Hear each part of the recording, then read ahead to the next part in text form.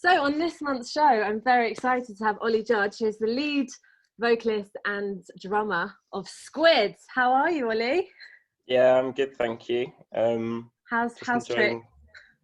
Yeah, it's good. We've been rehearsing this week, which has been really nice.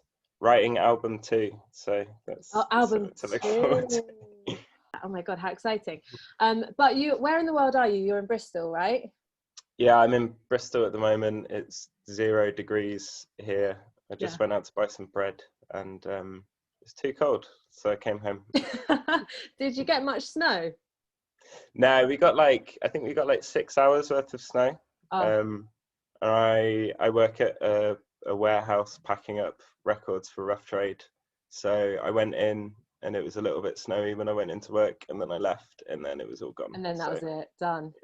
Yeah. Yeah. It was a pathetic attempt in London, and then everyone else around the country's in like snowed in and like got a foot of snow outside their house.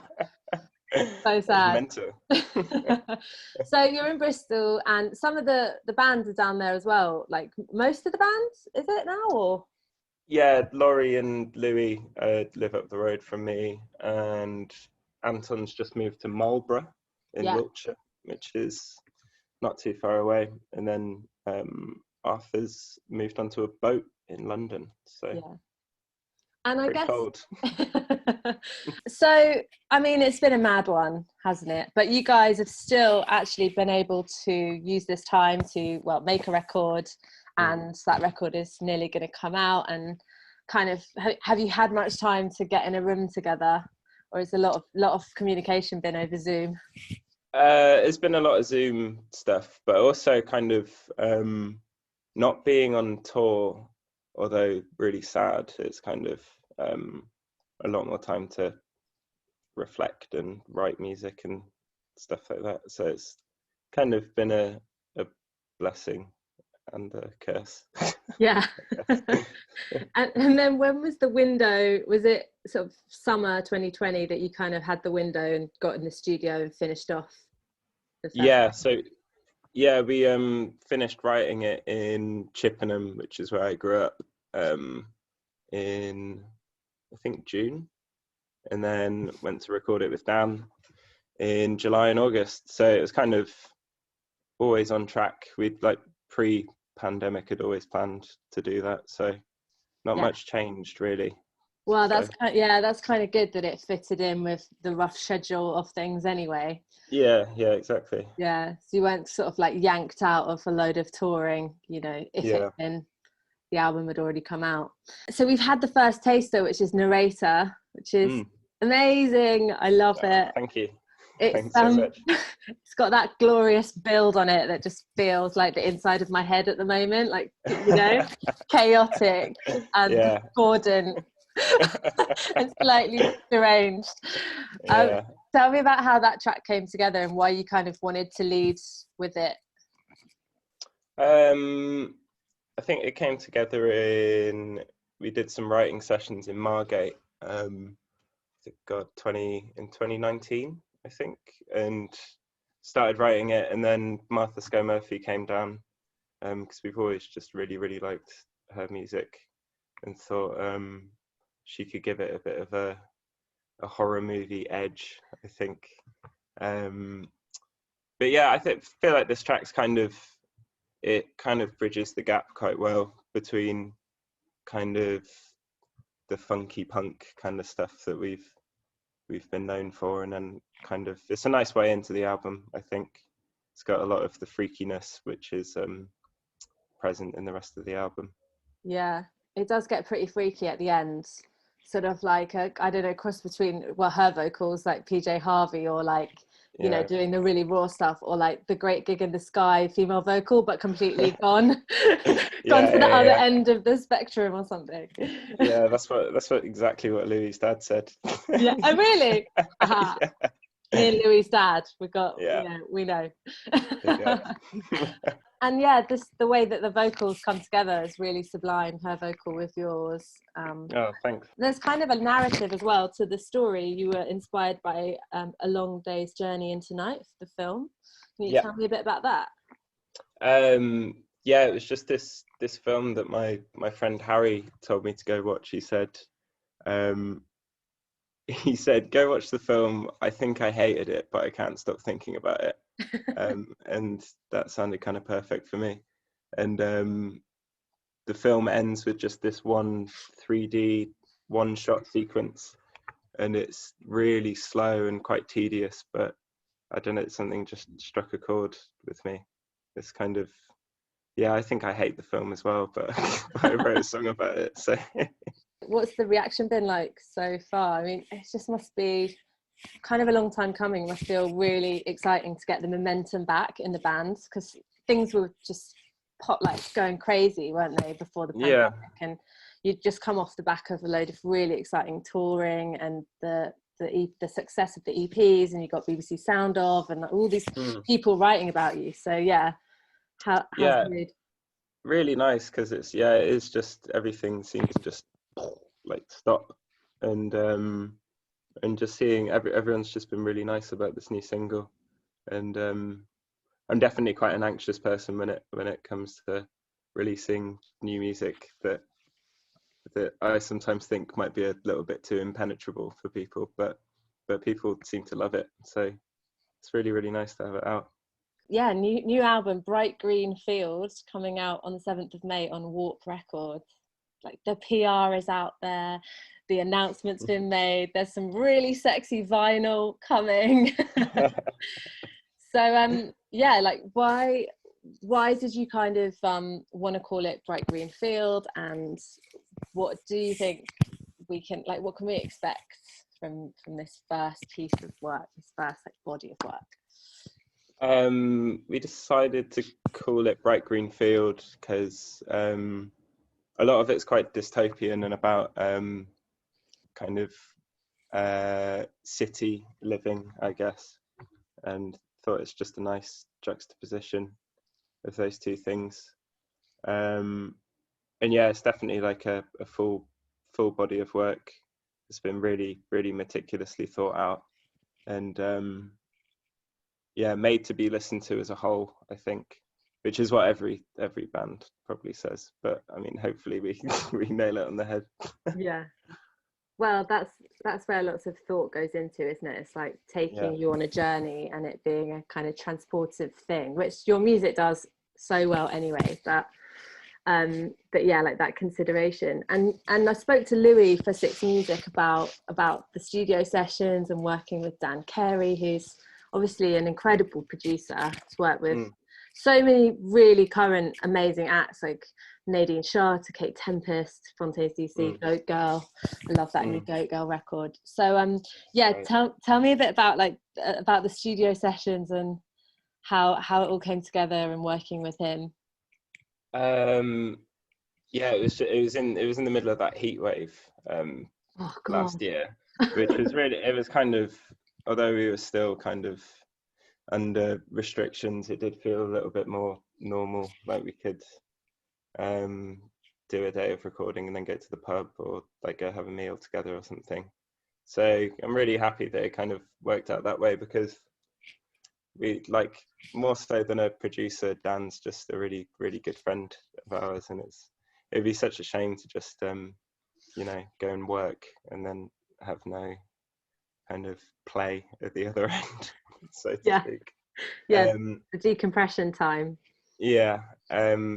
But yeah, it was so fun to be there for a month, because we've only ever recorded with Dan at kind of like a day at a time or like a few days, so to kind of just be totally in the zone for like a whole month and just experimenting with all his toys in the studio, it was really, really fun. Yeah, he's got a dog as well, hasn't he? Feta, yeah. Feta, that's it. Yeah. I knew it had a cheese related name. Yeah, she's a big part. She didn't make it onto our album, but I think Feta's on the Goat Girl album. Really? Yeah, I think they sampled her barking or something. Amazing. I haven't heard it. I have to listen out for it next time I listen to that record. Yeah. Is it cockapoo? I'm pretty sure it's a cockapoo. So. I'm pretty rubbish with dog. Yeah. I don't know, what do you call them? Dog brands? Dog brands, yeah. Dog brands. What brand is it? It's like a biscuit. No, dog breeds, I think is dog breeds, that's the one. the correct term. I remember Louis talking about Feta, white, fluffy thing. Total cutie. Always good to have a dog around, especially when making always. Good for morale. Yeah. Lots of toys and lots of experimentation, and there's a few collaborations on the record, and I read a choir of 30 voices, kind of distorted, and horn and string ensemble. So it sounds like you really were able to kind of go wild with the added layers. Yeah, definitely. It's like always something that we've wanted to do, kind of no half measures, kind of just go in, be as experimental as possible. It was really fun. And in terms of lyrics, what was inspiring? I mean, you said kind of about like dystopia, and obviously that's very current and apt at the moment for the times we're living in. You know, some days it's just like, what is going on? Baffling confusion about the state of things.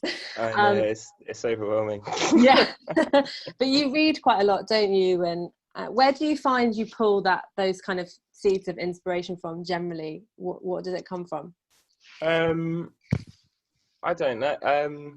A lot of like science fiction writing influenced the album. I think it's just because a lot of the earlier stuff that we've done,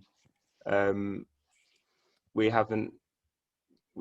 weren't musicians full time, so it was like you could draw inspiration from your day job or school or whatever, but as soon as we kind of started doing this full time, I was like, oh god, like, what am I going to write about? Because I didn't really think anyone wants to hear about, you know, drinking a can of Red Stripe in a green room. Like, that's just so boring. So it was quite a challenge, kind of finding inspiration from other places, but like Adam Curtis documentaries, and I think just feeling overwhelmed at how insane just everything is at the moment. I think that was what I kind of looked towards for the lyrics. Was it a bit of an adjustment? Your life is as a musician, and I guess, had you guys got to the stage where you'd given up those day jobs and were now just full time with the band? Yeah, pretty much. I think like over a year now we've just been doing the band, which is really amazing. But the kind of adjustment, you can't really prepare for that, kind of being away from home a lot, and just having a job that is a bit different to your regular 9 to 5.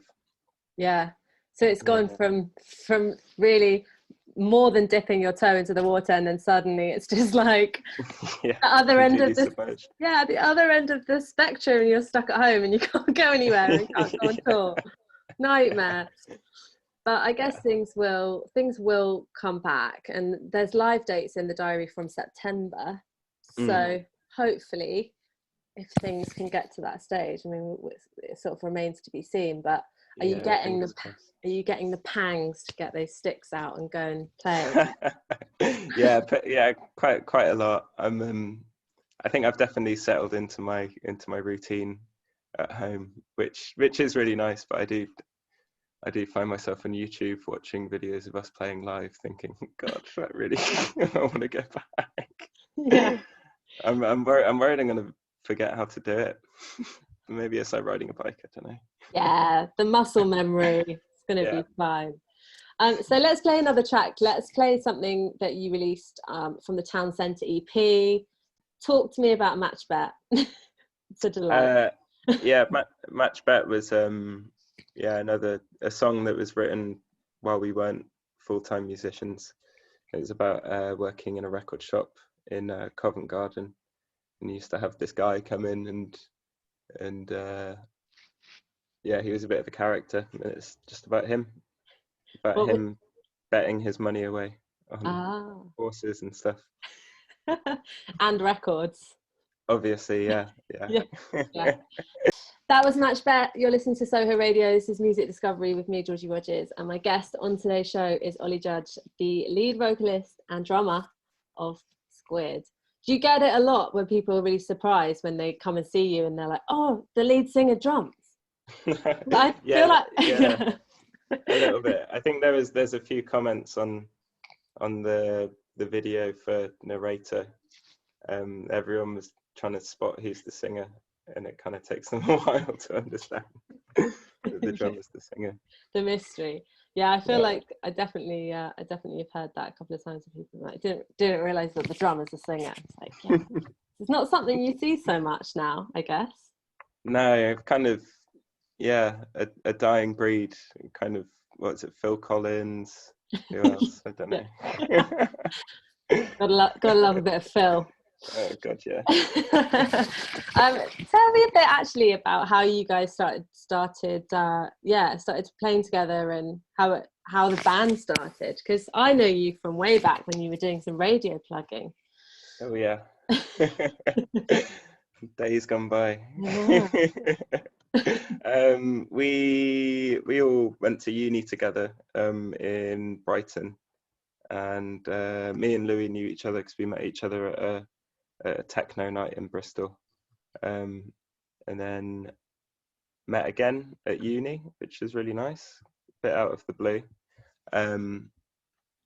Yeah, and it was just something to pass the time, really, because we all really, really like music, and started playing at a jazz club in the centre of Brighton, but kind of never really thought it would kick off as much as it has, which is amazing. But yeah, we used to just practice in mine and Louis' flat, get noise complaints from next door, and then moved to the big city, moved to London, and then things just started kind of organically kicking off, which was really, really nice. Yeah. At what point did you get that feeling of we're onto something here? You know, this feels good.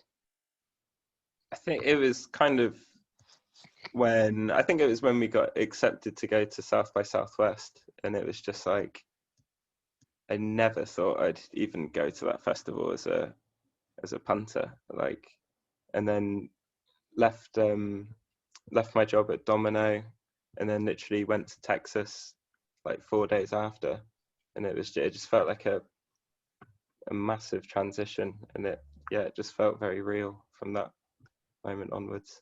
Yeah, it's crazy. It is crazy. Yeah, it's crazy, but it's exciting as well. I think I almost feel like there was a bit of a void of kind of this sort of band, and you perfectly filled it, but with a completely sort of different take on the music that you're making. No.